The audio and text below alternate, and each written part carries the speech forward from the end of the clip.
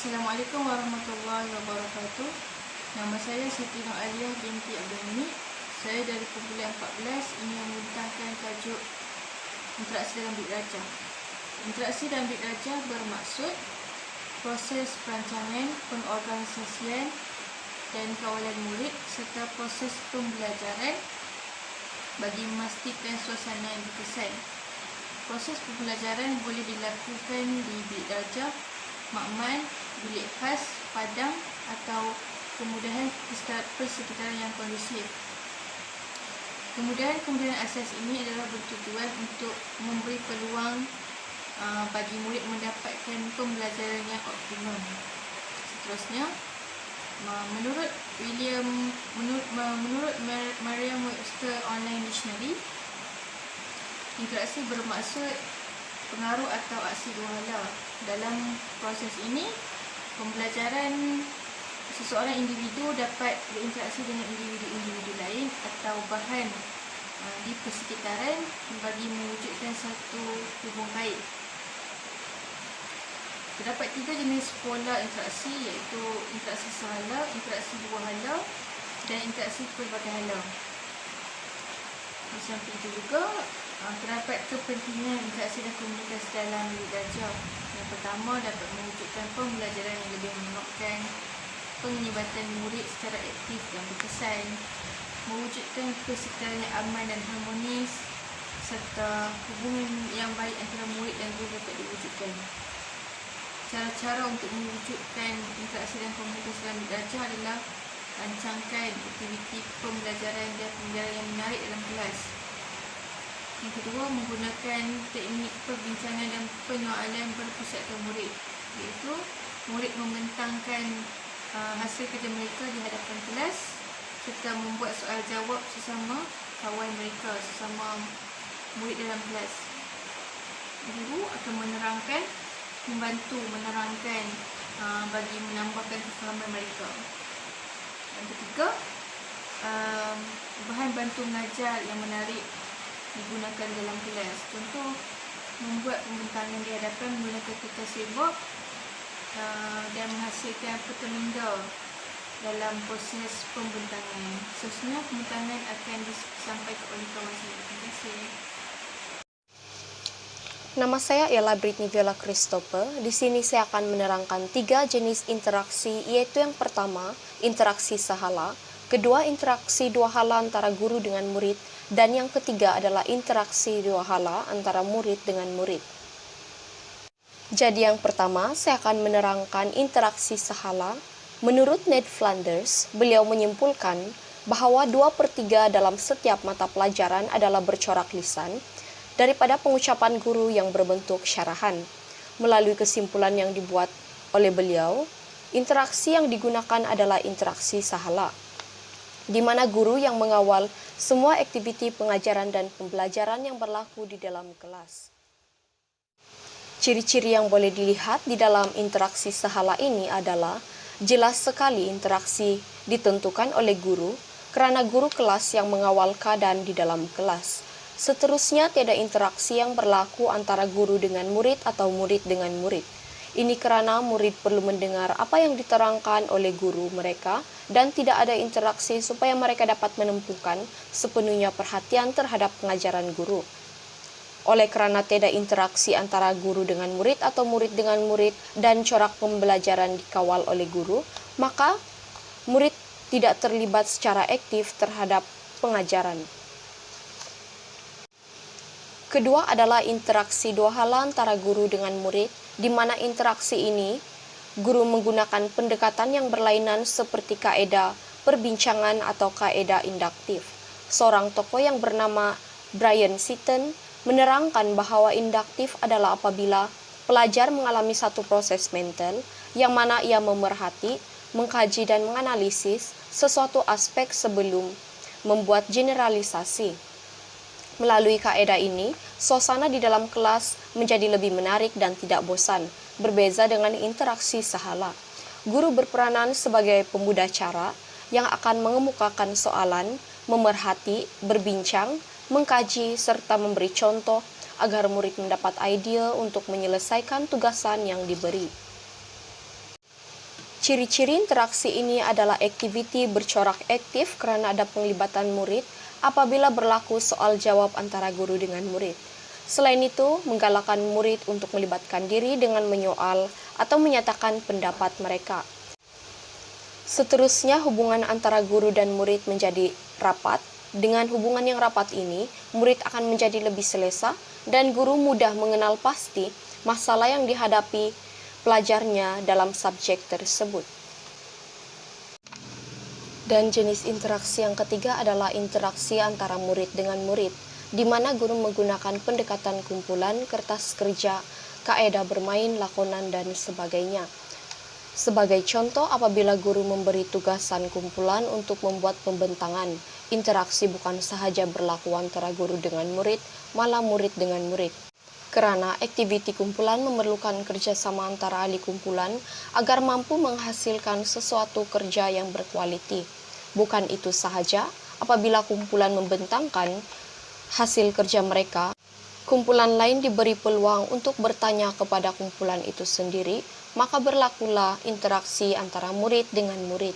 Ciri-ciri interaksi ini adalah aktiviti pembelajaran menjadi lebih aktif dan dinamik karena memerlukan pergerakan murid untuk duduk di dalam kumpulan masing-masing. Seterusnya, hubungan antara murid dengan murid menjadi semakin rapat karena belum tentu mereka dapat mengenal kawan-kawan mereka di dalam kelas. Tambahan pula, interaksi antara guru dan murid dihadirkan untuk memberi peluang kepada murid berbincang di dalam kumpulan masing-masing. Akhir sekali, pembelajaran kolaboratif dan kooperatif menjadi tumpuan guru. Umumnya, pembelajaran kolaboratif dan kooperatif ini merupakan kerjasama antara kumpulan untuk mengatasi masalah, memberi maklum balas, dan interaksi, serta komunikasi antara sesama secara berstruktur.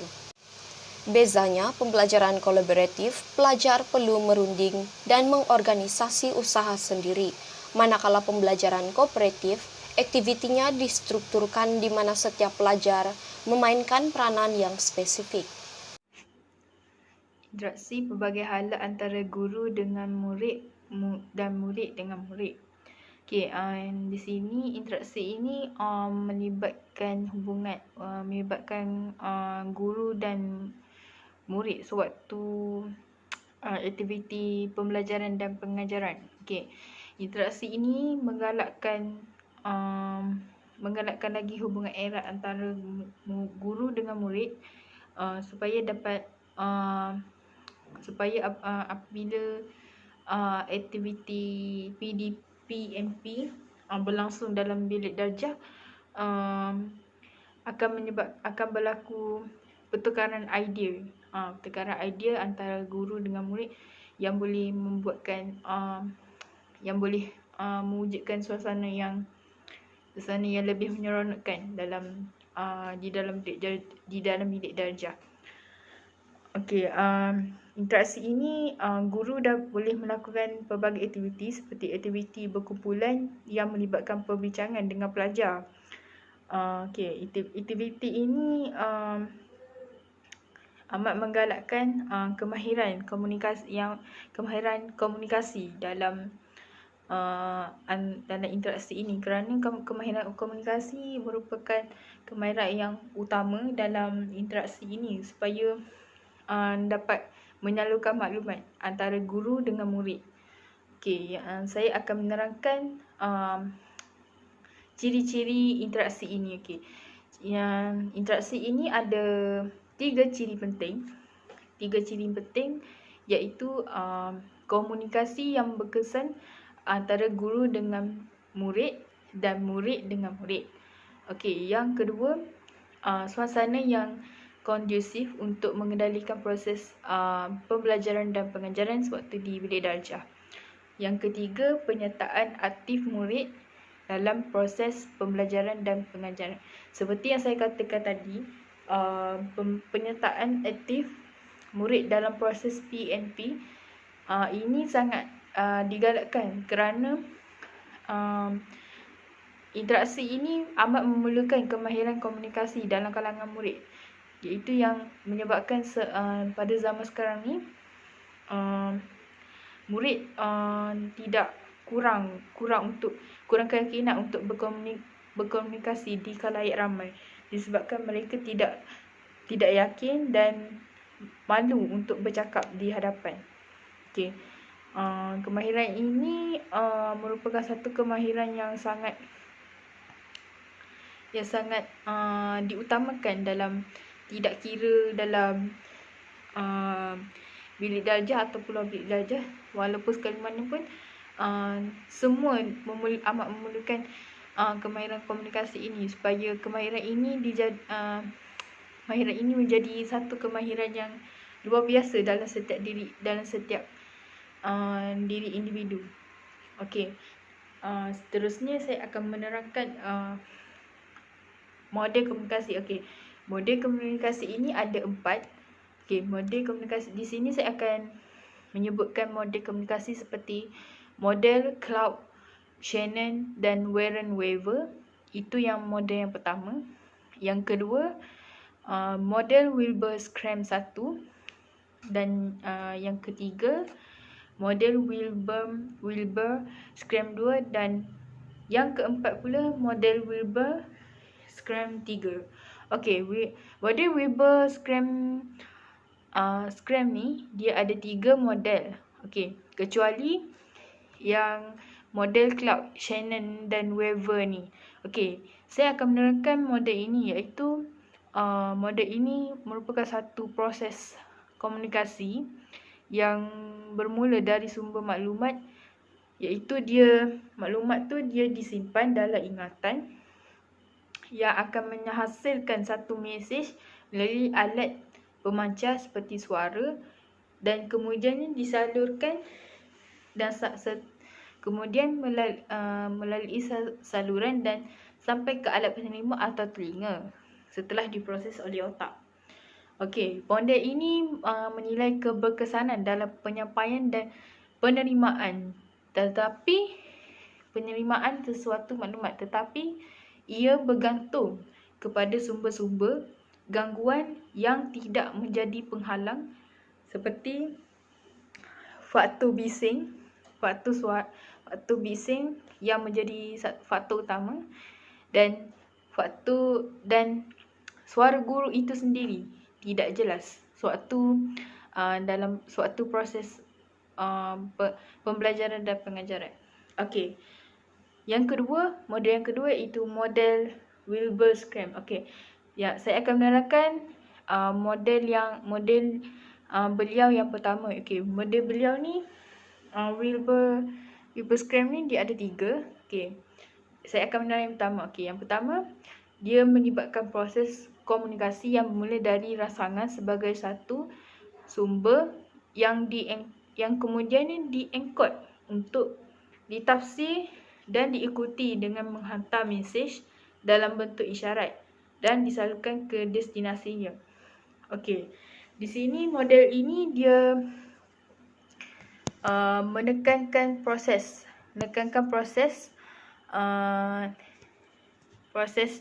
menghantar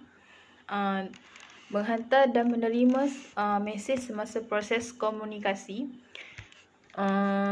dan keberkesanannya di dalam bilik ni dan bilik darjah bergantung kepada tepatnya sumber yang dienkod tu oleh guru untuk didekod oleh murid-murid.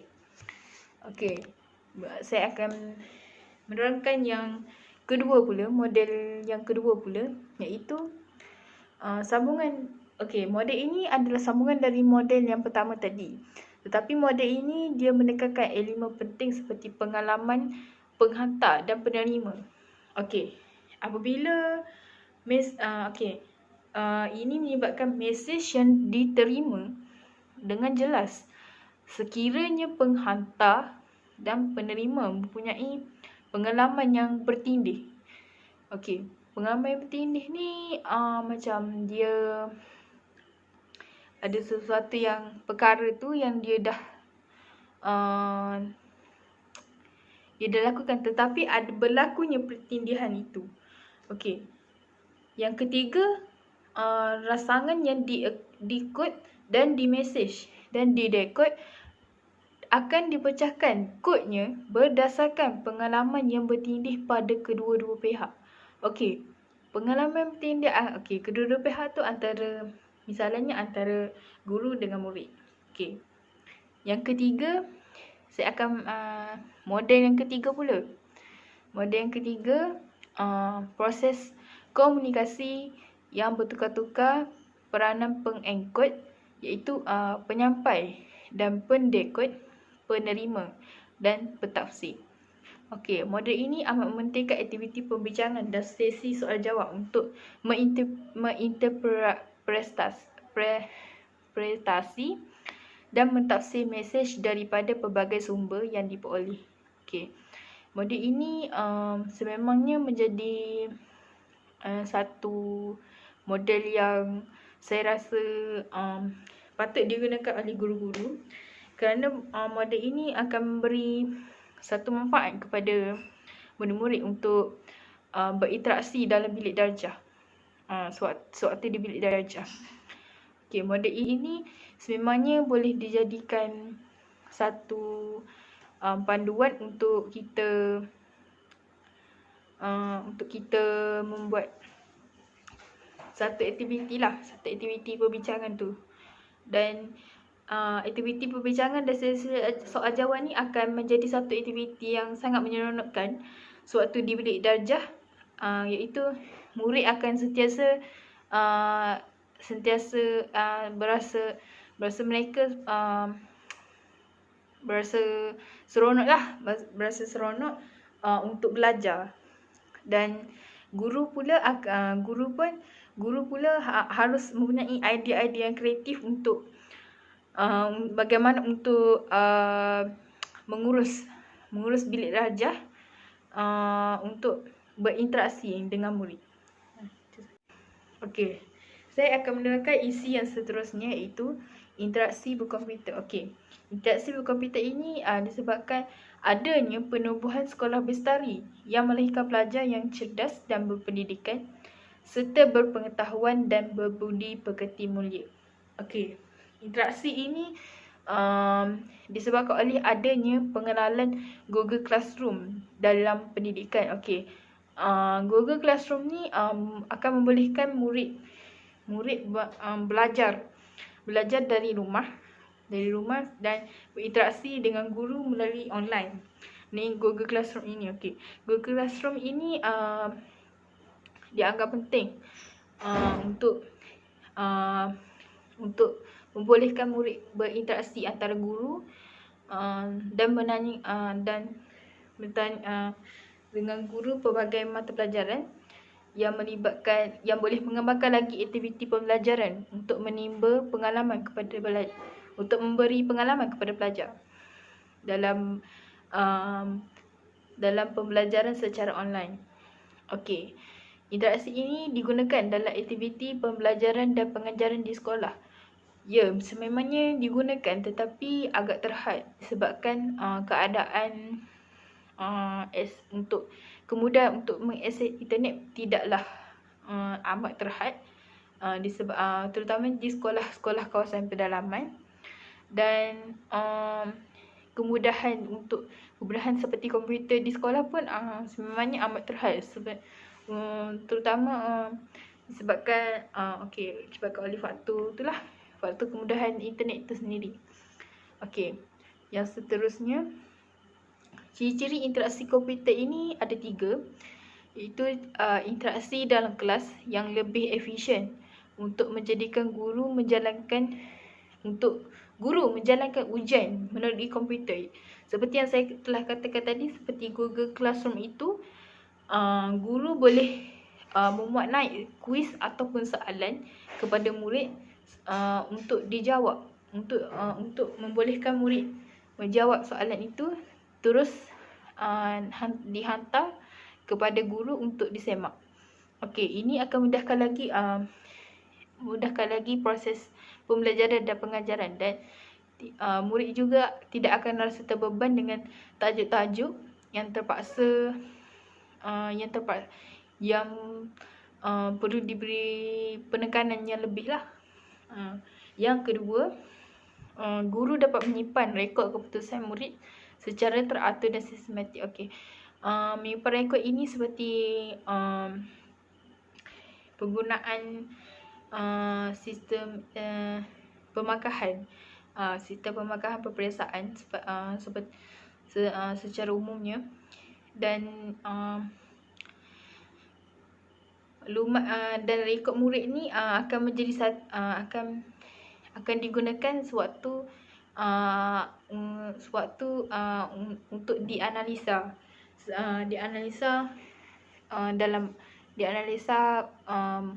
untuk keputusan peperiksaan.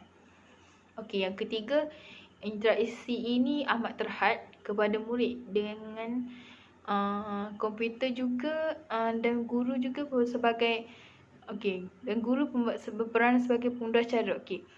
Interaksi komputer ni salah satu kegunaan kepada guru untuk memberi bahan kepada murid seperti nota-nota ataupun slide apabila dipaparkan suatu aktiviti pembelajaran dan pengajaran di dalam bilik darjah. Tetapi penggunaan komputer ni memangnya amat terhad, dan hanya guru-guru yang tahu saja sistem-sistemnya dapat melaksanakan interaksi ini. Bukannya semua, tapi amat terhad.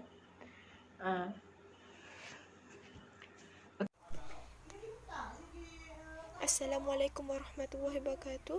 Nama saya Nurul Aifathiyah binti Mahathir Iskandar. Pada masa ini, saya akan membentangkan tentang tajuk kumpulan kami, iaitu interaksi dalam bilik darjah. Saya akan membentangkan pembentukan interaksi dalam bilik darjah. Terdapat 4 pembentukan interaksi dalam bilik darjah yang akan kami bentangkan di sini, iaitu yang pertama, kawalan keadaan emosi dalam bilik darjah. Yang kedua, kawalan yang sempurna menggunakan gaya pengajaran yang sempurna atau yang sesuai. Yang ketiga, penggunaan kaedah berkumpulan. Dan yang keempat ialah penggunaan alat bantu mengajar berteknologi. Yang pertama ialah kawalan keadaan emosi dalam bilik darjah. Guru juga perlu bijak mengawal emosi dengan mengkaji situasi persekitaran pelajar supaya menimbulkan minat pelajar dalam mata pelajaran yang diajarkan. Usman 2006. Maksudnya di sini adalah guru harus bijak dalam mengawal emosi dengan mengkaji persekitaran pelajar, iaitu dengan melihat apa yang berlaku di sekitar bilik darjah dan murid. Emosi berasal daripada perkataan Latin yang bermaksud kegusaran, resah dan takut akan sesuatu perkara yang akan berlaku. Sebagai contoh, emosi ialah perasaan jiwa yang kuat. Maksudnya kegusaran, kegembiraan, perasaan jiwa yang sedih, takut, gembira dan sebagainya. Jika seseorang guru itu tidak pandai mengawal emosi dalam kelas, maka hal ini akan menimbulkan masalah besar. Sebagai contoh, guru itu mempunyai masalah peribadi dan membawanya ke dalam kelas. Ini menunjukkan guru itu mempercampur adukkan hal peribadi dengan hal berkaitan sekolah. Hal ini akan menyebabkan perkara yang tidak diingini berlaku. Perkara ini harus kita elak. Sejauh mana pun perasaan marah haruslah dikawal dengan sebaik-baiknya. Seterusnya ialah 3 gaya pengajaran yang sesuai. Yang pertama ialah gaya model peribadi baiknya. Seterusnya ialah 3 gaya pengajaran yang sesuai. Yang pertama ialah gaya model peribadi, yang kedua ialah gaya facilitator, dan yang ketiga ialah gaya delegator. Gaya peribadi merujuk kepada penggunaan contoh-contoh yang umum dan relevan dengan pengetahuan semasa belajar. Contohnya, apabila guru mengajar, dia memberi contoh verbal dan tulisan. Dan gaya model peribadi ini digalakkan kaedah peniruan. Contohnya, apabila guru mengajar di hadapan murid, haruslah menyalin apa yang ditulis oleh guru di hadapan. Seterusnya, apabila guru memberikan latihan, murid boleh menyiapkan latihan dengan merujuk buku teks dengan diawasi oleh guru. Gaya fasilitator pula ialah interaksi antara dua hala, antara murid dengan guru. Bermaksud, apabila guru mengajar, guru telah menyoal kepada murid dan murid menjawab soalan tersebut. Hal ini akan menimbulkan minat guru dan murid. Hal ini kerana apabila guru mengajar dan mendapat respon daripada murid, menyebabkan guru tahu bahawa murid itu faham atau tidak akan mata pelajaran yang diajar di dalam kelas pada masa itu.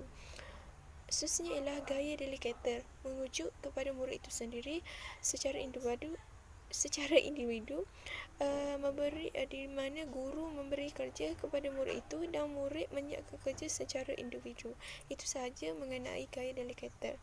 Seterusnya ialah pekerjaan Pawani 2009, membolehkan pelajar menganalisis dan mengembangkan sesuatu isu dengan lebih baik. Brown 2007 yang menyatakan bahawa pembelajaran secara berkumpulan dapat mengembangkan pemikiran pelajar. Pelajar akan bekerjasama dan akan menjadi lebih efisien dalam melaksanakan tugasan dan sentiasa bersikap positif dalam lingkungan persekitaran mereka. Kaedah kumpulan ini menggunakan kaedah kumpulan di sekolah menengah apabila wujud soalan kebat, kemahiran berfikir aras tinggi. Apabila soalan kebat iaitu soalan kemahiran berfikir aras tinggi, maka wujudlah kaedah ini iaitu kaedah berkumpulan. Hal ini kerana apabila soalan kebat diberikan kepada seseorang murid di sekolah, murid tidak dapat berfikir dengan baik kerana soalan itu aras tinggi dan sukar. Dalam kaedah kumpulan, murid dapat menganalisis dan berbincang sesama mereka dan dapat bertukar pendapat mana yang betul dan salah. Khususnya ialah guna alat bantu bahan mengajar, pembentukan interaksi dalam bilik darjah menggunakan alat berteknologi. Saleh 2007 menggunakan multimedia sebagai alat bahan bantu mengajar. Menurut Muhammad dan Musa 2013, alat bantu bahan mengajar terbahagi kepada dua kategori iaitu elektronik dan bukan elektronik. Contoh elektronik ialah radio, media massa, media sosial. Contoh bukan elektronik ialah jurnal, majalah dan keimbasan. Itu sahaja daripada saya, iaitu pembentukan interaksi dalam bilik darjah. Sekian, terima kasih. Nama saya Lau Sempit. Sekarang saya akan meneruskan pembincangan kawan saya. Sekarang saya akan menjelaskan tentang pembentukan interaksi bilik darjah. Antaranya, guru haruslah mengadakan sesi pembelajaran dengan menggunakan kaedah amali. Guru haruslah memperbanyakkan pengajaran yang bercorak amali daripada menyampaikan hujah dalam bentuk teori sahaja. Dengan ini, murid dapat memperoleh pengalaman langsung seperti memperoleh pengetahuan, kesimpulan dan celik akal dalam unit-unit pembelajaran. Selain itu, guru haruslah menggunakan kaedah pengajaran yang menghidupkan suasana seperti teknik menyoal. Teknik ini bertujuan untuk mendapatkan tindak balas daripada murid semasa waktu pembelajaran. Apabila guru menghadapi murid yang bermasalah, guru haruslah mengadakan kelas pemulihan atau mengadakan sesi kaunseling. Kelas pemulihan ini khas untuk murid yang lemah dalam pembelajaran. Bagi mengadakan sesi kaunseling pula, hal ini adalah bertujuan untuk membantu murid yang menghadapi masalah pribadi, khususnya murid yang pendiam dan penakut. Selain itu, guru haruslah menggunakan cara percakapan yang sesuai atau berjenaka. Guru yang menggunakan cara percakapan yang sesuai adalah untuk menjaga maruah murid di samping menggalakkan murid tersebut supaya sentiasa memberi perhatian dan bertindak dengan etis semasa waktu pembelajaran. Guru yang menggunakan semasa guru mengajar, apabila guru menggunakan cara percakapan yang berjenaka, suasana pembelajaran yang seronok ini dapat diwujudkan.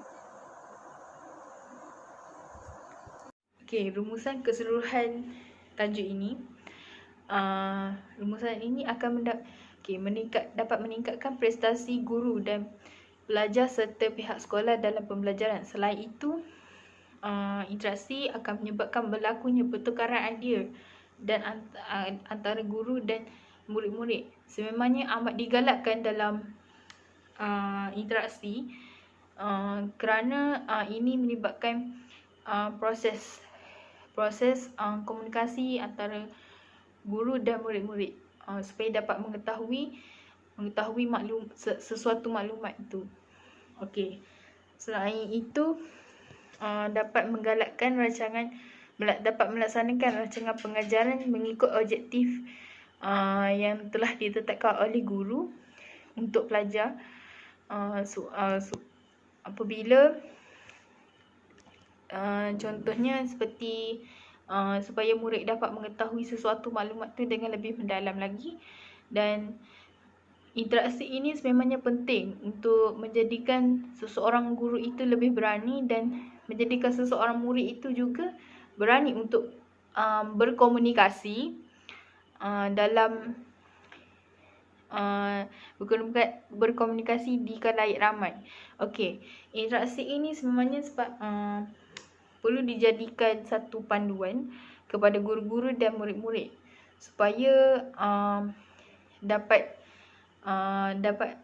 berhubung antara satu sama lain dan menjadikan aktiviti pembelajaran lebih menyeronokkan dan dapat mengembangkan aktiviti pembelajaran tidak kira di dalam bilik darjah dan luar bilik darjah, kerana ini akan melibatkan minat pelajar itu sendiri terhadap minat murid itu sendiri dalam mata pelajaran yang dipelajari, supaya mereka lebih seronok dan sering berhubung dengan guru sewaktu aktiviti pembelajaran dan pengajaran. Sekian, terima kasih.